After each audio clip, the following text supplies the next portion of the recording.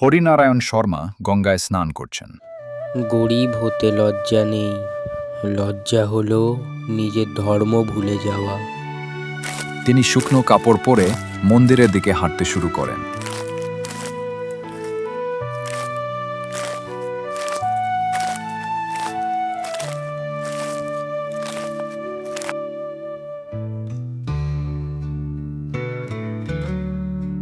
মন্দির প্রায় ফাঁকা।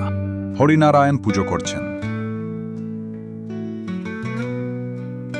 দুজন লোক প্রণাম করে যায়, কিন্তু দক্ষিণা দেয় না। হরিনারায়ণ কোনো অভিমান না দেখিয়ে শান্ত মুখে চোখ বন্ধ করেন। পুজো শেষ করে হরিনারায়ণ নিজের বাড়ি ফিরছেন।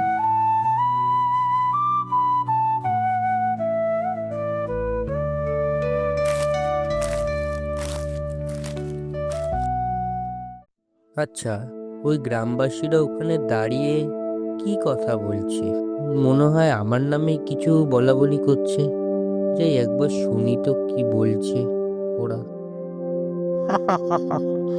অত পাণ্ডিত্য, অথচ লোকটার কপাল রেখেছে হরিহর। ঠিকই বলেছেন মশাই, বিদ্যে দিয়ে কি আর পেট ভরে? ভরে না মশাই, ভরে না। কলিযুগে বিদ্যে দিয়ে পেট ভরে না। হরিনারায়ণ শুনেও না শোনার ভান করে চলে যান।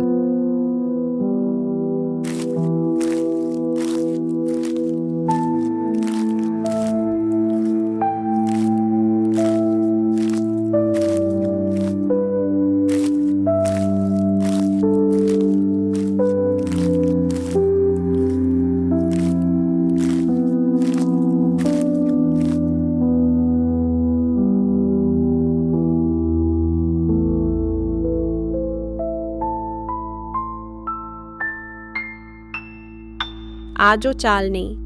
বাবা, আজ ভাত খাবো না। আজ ভাত নেই রে মা, আজ গল্প দিয়েই তোর পেট ভরাবো। মেয়েটি চুপ করে থাকে।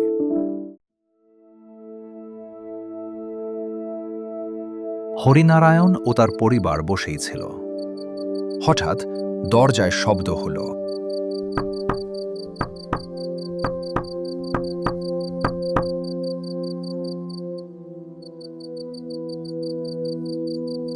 কি ব্যাপার, এত রাতে আবার কে এলো?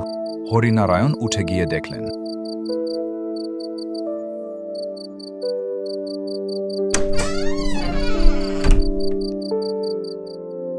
বাবা, আমাকে একটু খেতে দিবি বাবা? আমি খুব ক্লান্ত, খুব ক্ষুধার্ত। দে না রে বাপ, একটু ভাত খেতে দে না রে। ভাত তো নেই। কমলা দেবী চুপ করে থাকেন। হরিনারায়ণ এক মুহূর্ত না ভেবে হাড়ি নামান।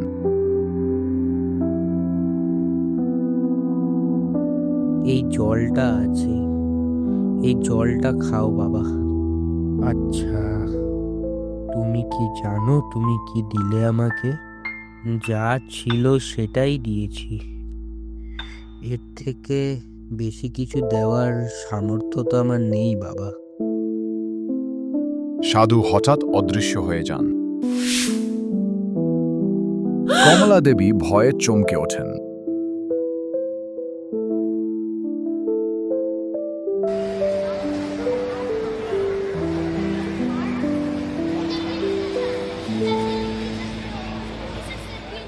এখানে এত চাল কাপড়, এত টাকা কোথা থেকে এলো?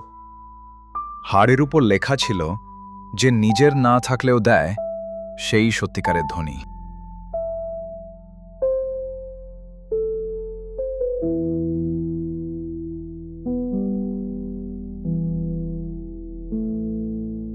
আরে, আপনি তো মহান মানুষ শর্মা মশাই। আমি মহান? না না না, ভুল বললেন। আমি মহান না। আমি গতকাল যেমন ছিলাম, আমি আজও ঠিক তেমনটাই আছি। আমি গরিব ছিলাম, আমি আজও গরিবই আছি।